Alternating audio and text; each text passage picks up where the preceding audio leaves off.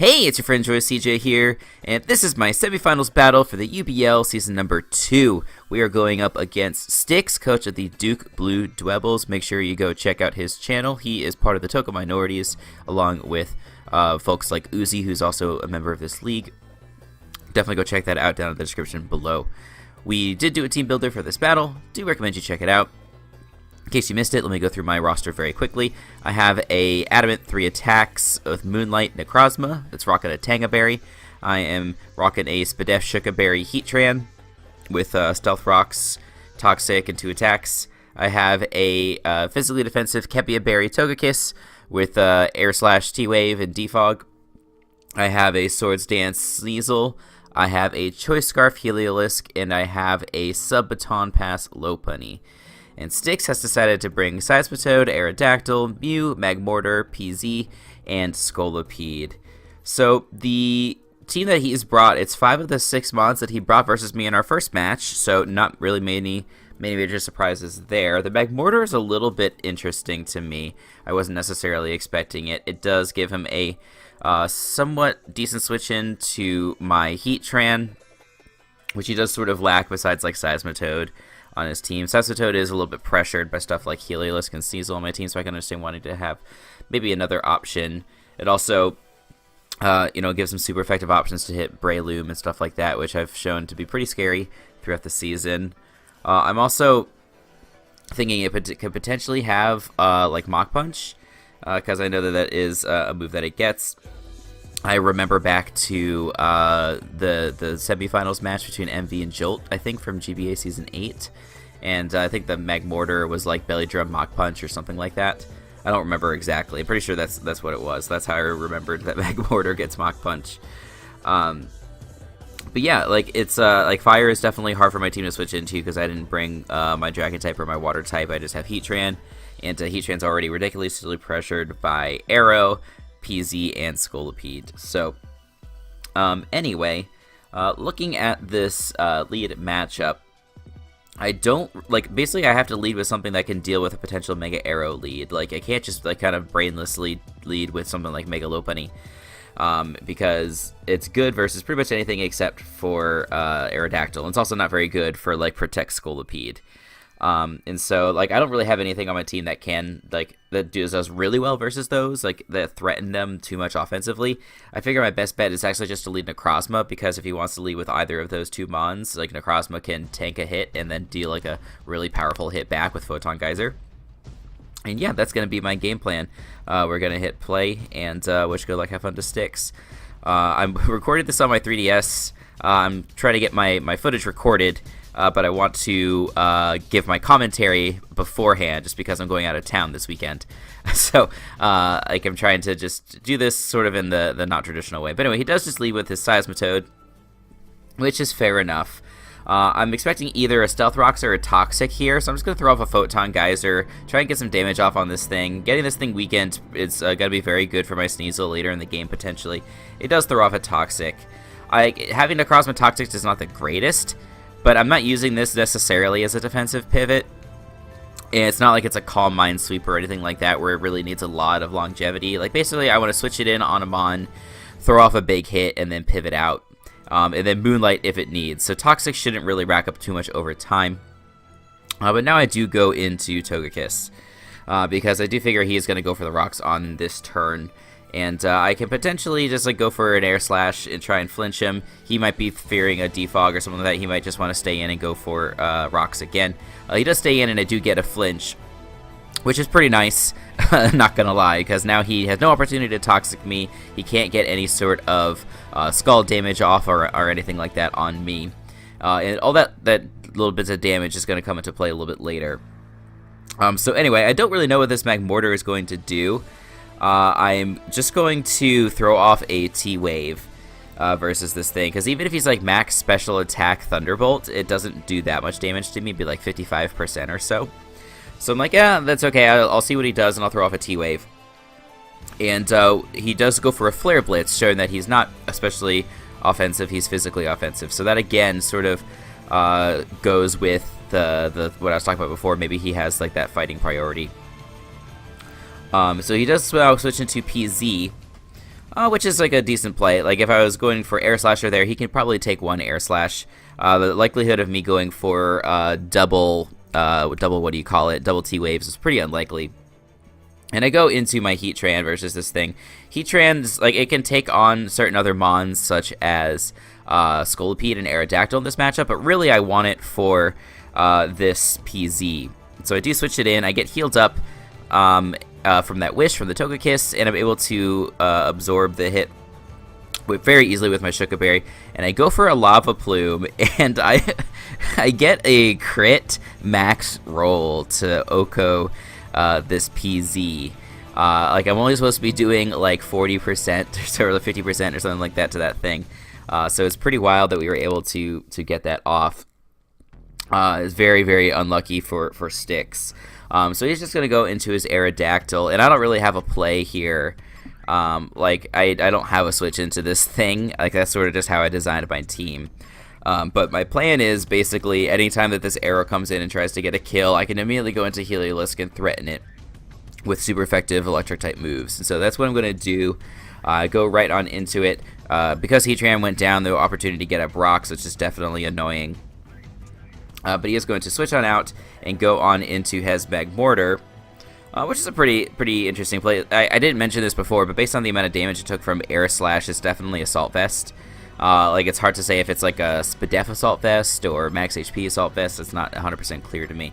But anyway, we are in range of taking this thing out with a potential return or Drain Punch. And so I thought there was a decent chance that he would try and like preserve this thing, potentially for Togekiss or Sack Fodder later. He does stay in and he does reveal the Mach Punch. And so like I knew that he was probably going to be packing it. But he doesn't seem to be max attack physically offensive based on the damage that he did to my Togekiss. So I'm like, if he goes for Mach Punch, I'll get up my sub. I can still try and take it out with Drain Punch, and there is a decent chance that he gets fully paralyzed, and that's exactly what happens. I'm not saying I was playing for that, but like it's kind of how it like made it lower risk for me, right? Like if he wants to switch out, then I get a free sub, and I can pass it into whatever. Like if he wants to go into Mew, I can pass into Sneasel. If he stays and goes for Mach Punch, I can pretty much recover up all that damage on the next turn with Drain Punch.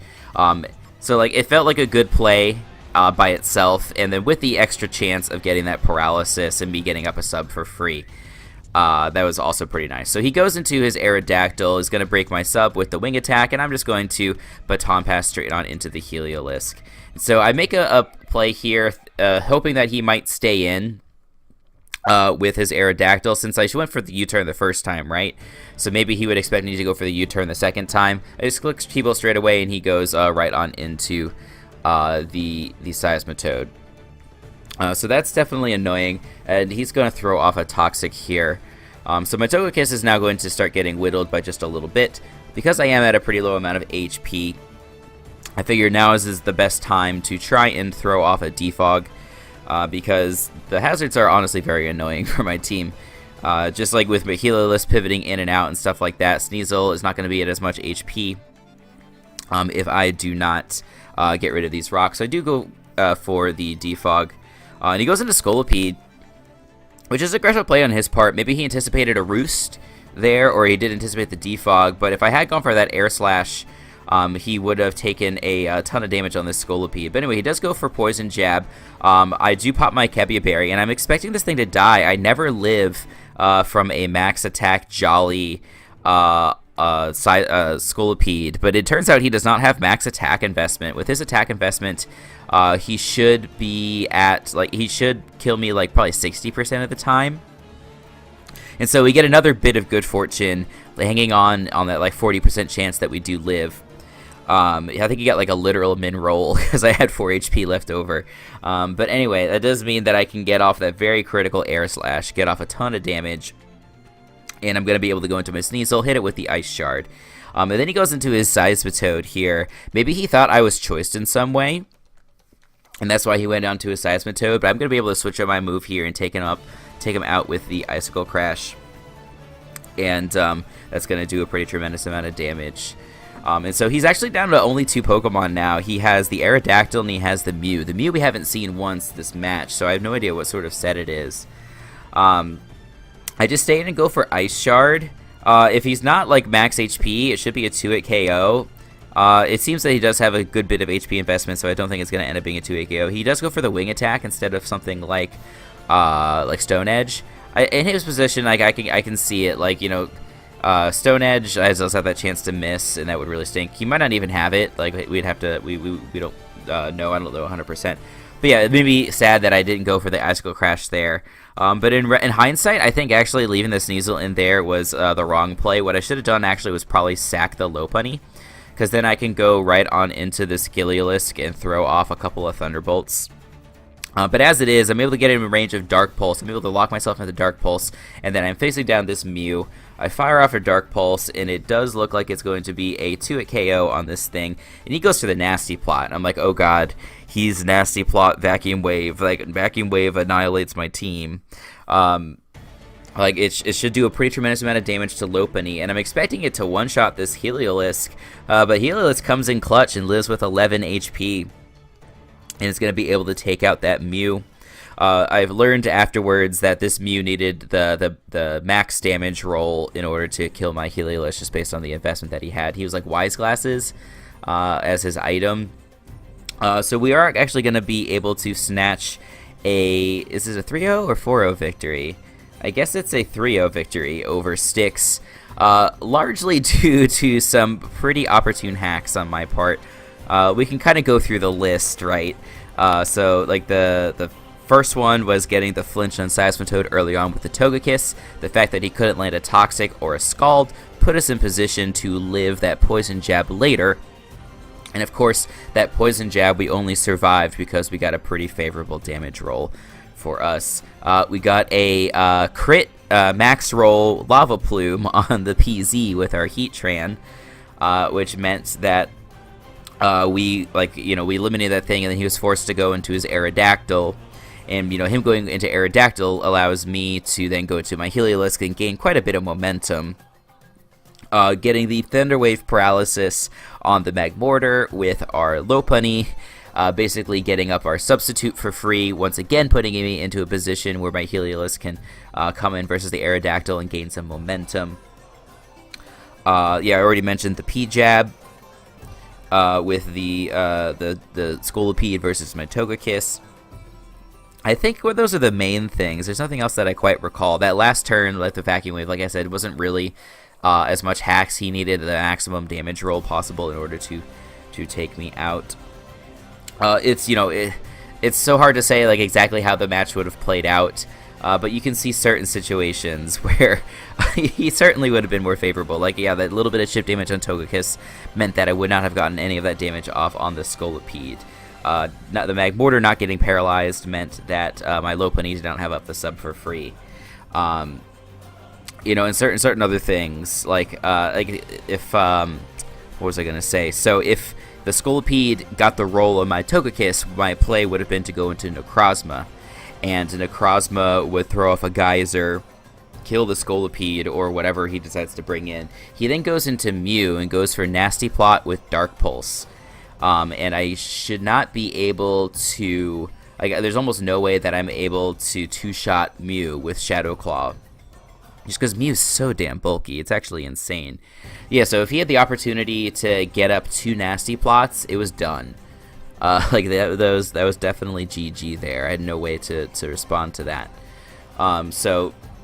You always say it's not, you can't say what would have happened, but I would have been in a much harder position. I think he could have made a few plays had he not been hacked to put him in a position to win. But because we did hacks him, we are going to advance to finals, which is pretty wild. I have not been into finals since 2017, I think, like right after Ultra Sun, Ultra Moon came out. It was right after Sun and Moon came out. It was in the UPC. I faced off against Phantom Base and was able to get a title in that finals match. So I haven't been back to a finals since then. So it's been like over a year and a half. I don't know who I'm playing yet. Uzi and Dan have not played their semis match at the time I'm recording this. My understanding I'm recording this on Thursday. My understanding is that they are playing on Friday. I don't know when their upload is going to be, if it's going to be over the weekend or if it's going to trickle into Monday. But obviously you guys will stay tuned and be able to go to A-Drive's channel or go to Uzi Gunner's channel and check out that action. But whoever our opponent is going to be a fun match. Both rematches versus two of the top teams from the Emma Stone or Emma Watson division. I can never keep track of which one's which. I think I'm Emma Stone, so they're Emma Watson. They're both top teams in the Emma Watson division. So yeah, I'm looking forward to it quite a bit. I hope you guys are hyped for finals. It's definitely going to be a great throwdown regardless of who our opponent is. If you want to catch that match, then I definitely recommend you sub to the channel, leave a like on the video, and that will allow you to stay up to date on all my latest and greatest Pokemon content. So until the next time, I will see you guys later.